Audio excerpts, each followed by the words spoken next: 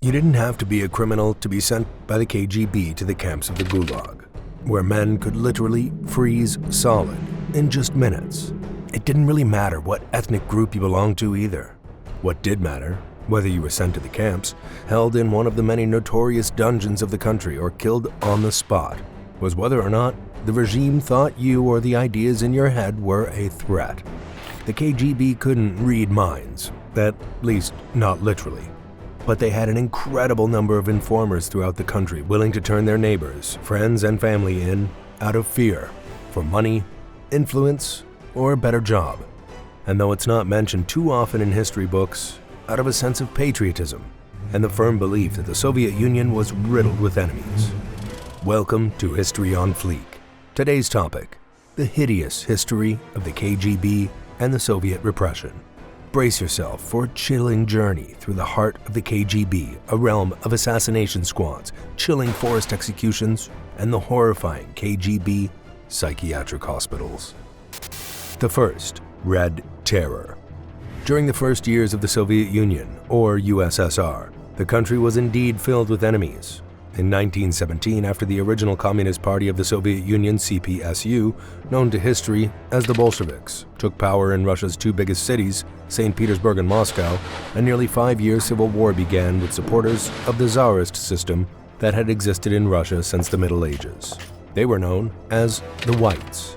Also joining the fight against the Communists, also known as the Reds, for the color representing the international socialist movement at the time, were generals and other conservatives, along with the United States, Great Britain, France, and the newly established nation of Czechoslovakia, which sent arms and a surprisingly large number of troops to Russia in the hope of aiding the Whites and overthrowing the Communists, who made no secret of their desire to spread communism throughout the world in the near future.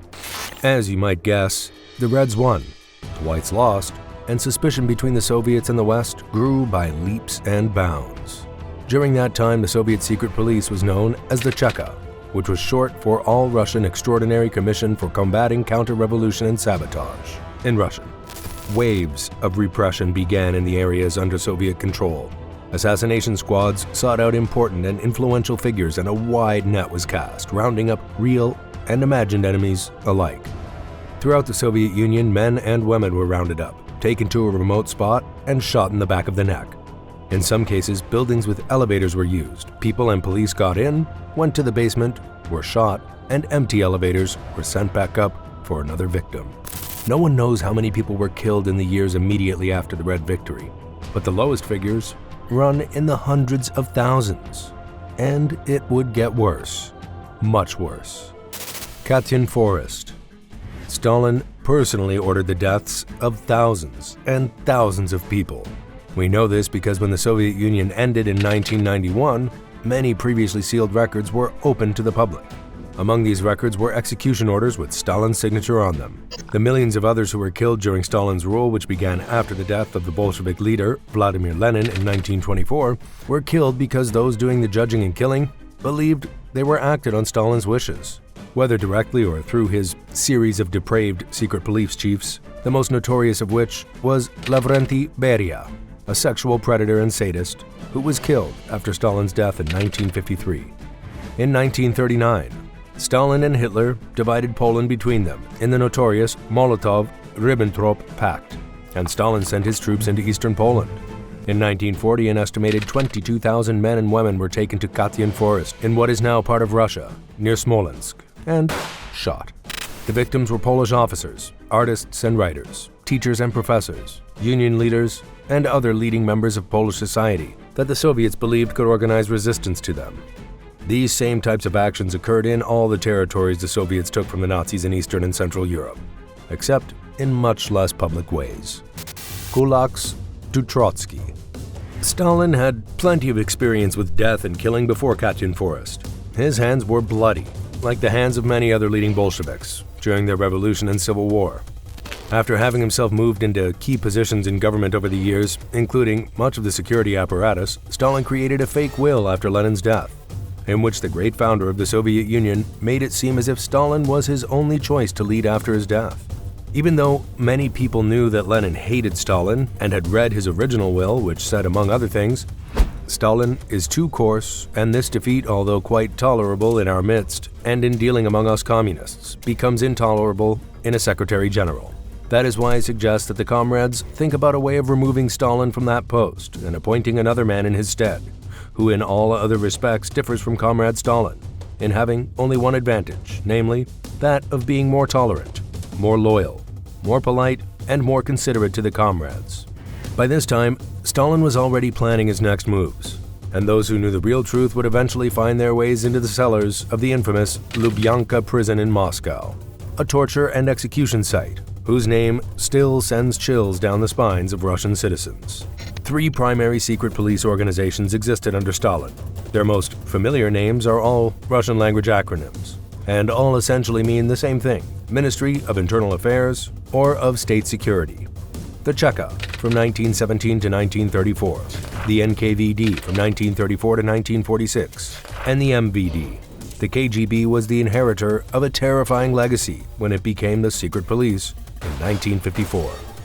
Among the many perceived enemies of the USSR were the kulaks, peasant landowners who owned much land in the most fertile regions of the Soviet Union, Western Russia, and Ukraine. By the late 1920s and 30s, the Soviets had arrested or killed many of the rich aristocratic landowners who had held most of the land. However, the Soviet Union was the largest country on Earth, and a great deal of land was privately owned by the kulaks. As Stalin and the communists wanted all land and all production to be controlled by the government, kulaks had to go. How? Easy. Secret police backed up by the military rounded them up or removed them from their land by force. At first there were protests, but after thousands of kulaks disappeared, those stopped. Many kulaks killed their animals and destroyed their crops rather than have them fall into the hands of the government. The people and system that replaced them on the land didn't know what they were doing, and in the early 1930s, farm yields dropped dramatically. This is one of the many reasons for the Holodomor, the great Ukrainian famine of 32-33, which claimed, at the very least, killed 1 million people, and likely more. The story of the Holodomor deserves its own video, and we hope to bring that to you soon. Stalin's main rival for power was Leon Trotsky, who had forced and led the Red Army during the Civil War and was considered to be the Soviets' leading ideologist, along with Lenin. A lot of people today are under the illusion that Trotsky was a nice man. He wasn't. He too was a murderer, except he sometimes felt bad about it. But he wasn't as ruthless as Stalin or as paranoid. When Stalin took control, he didn't feel strong enough in his position to have Trotsky killed, so he was forced into exile. By 1940, Stalin was without a doubt the most powerful single individual in the world. His country was not, but Stalin had no checks and balances upon him, and he controlled the army and the secret police. By 1940, he didn't care what most people thought, and sent a secret police assassin to kill Trotsky at his home in Mexico City. Many people think Trotsky was killed with an ice pick in the back of the neck, relatively neat and clean. He wasn't.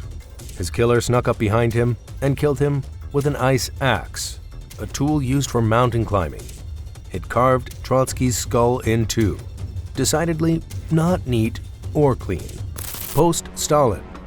When Stalin died on March 5, 1953, Lavrenti Beria made an attempt to seize power, but he had too many enemies and too many people who hated him for what he was, a murderer and a sexual predator. He was shot through the forehead after a show trial. After World War II and the death of Stalin, a series of governments were formed and dissolved. Dissolved, meaning that many of its members were reshuffled, shot, or sent to the Gulag. The eventual victor was Nikita Khrushchev, who had acted with great ruthlessness while a political commissar personally representing Stalin during World War II. However, Khrushchev knew the intense repression and paranoia of Stalin could not continue. It's true that the Soviet regime did become less repressive after Stalin, slightly less, and since Stalin's regime might have been the most perfectly totalitarian government to ever exist, slightly less repressive is still very repressive. Many of the Gulag camps were shut down, and the number of charges that could get you sent away for life or shot were reduced. Somewhat more leeway was given to free expression in writing and speech, but most everyone knew where the line was that would get you in trouble. By the late 1960s and into the 70s and 80s, the Soviet regime became more and more aware that communication made it much more possible for information about its camps, torture methods, and thousands of prisoners to spread throughout the world, which was not an image it wanted the world to see. The most infamous post-Stalin era punishment were the KGB psychiatric hospitals that many leading Soviet dissidents, those who opposed the regime and dared to speak out about it, were sent to. Since its inception, the Soviet Union declared itself working towards what it believed was the inevitable man-made utopia: communism. No classes, no property, everyone working as one. Put in the right way, it could sound good on paper. Still, the Soviet leadership believed it for over 70 years. And from the late 60s through to the 80s, it labeled anyone against this idea insane or a sociopath. After all, the only people who could be against a perfect society would be crazy, right? Soviet psychiatric hospitals were a nightmare, even for those who were genuinely mentally ill. Poor funding, neglect, incompetent staff, doctors, and psychiatrists who believed the hospitals to be a combination of a jail and a human laboratory resulted in what many have likened to a horror movie. People were interrogated for days at a time. They were kept awake, put in ice water baths, sometimes beaten intentionally by guards, kept in solitary confinement for months at a time, told lies about the outside world and their families, and most infamously of all, given forced electroshock treatments, which often exceeded safety limits, or which were solely used to punish, not help, as electroshock can sometimes do. Worst of all were the drug treatments. Patients were given all sorts of drugs, often with little regard to the effects of drug interaction. Two of the doctor's favorites were sodium pentothal and scopolamine, so-called truth serums. Both drugs change the chemistry in the brain to make the person less inhibited, against their will.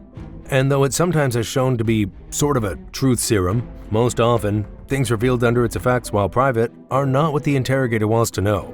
But it is useful in making a person feel as if he or she has no possible way of hiding anything from the government. A regular regimen of scopolamine in high enough doses can cause amnesia and loss of memory. What better way to stop dissent than turning a dissident into a drooling vegetable? And oddly enough, some people in Russia today miss the Soviet Union. This is History on Fleek. See you next time.